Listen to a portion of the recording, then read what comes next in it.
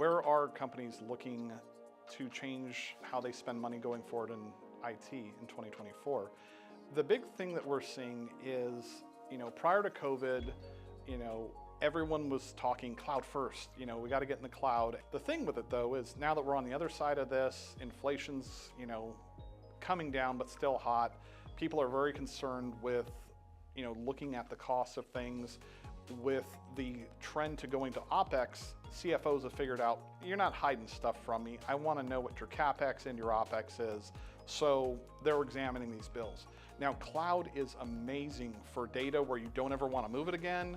But outside of the cloud, if you think about your daily life, if you want something now, like let's say, something breaks at your house, like, a TV, and you want to watch the big game in 2 hours. Well, yeah, Amazon or Costco online might be cheaper, but if you want it right this second, you're going to drive over to Best Buy and you're going to pay whatever they've got to get that TV right now. And that's what you're paying for with cloud all the time, is they can provide you the resources as much as you want immediately. If you have a need in IT where, hey, maybe we know things aren't going to change and maybe there's a very low ROI on this project. It's got to get done, but it doesn't need to be fast and all of that. Have we evacuated something on-prem to the cloud that we can now move that workload back down to?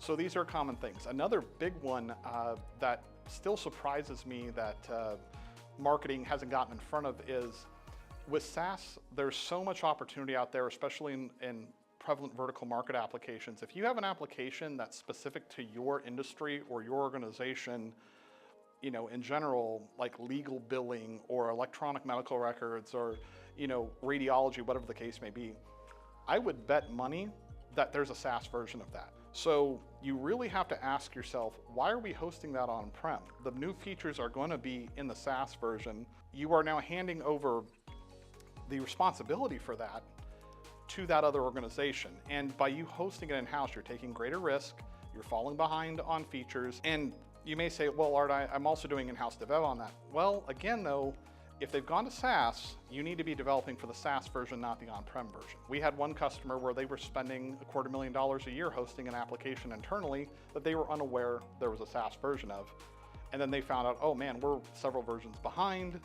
And they were able to get rid of that spend by just going to SaaS. Don't be surprised if you end up a third on-prem, a third in SaaS, and a third in the cloud.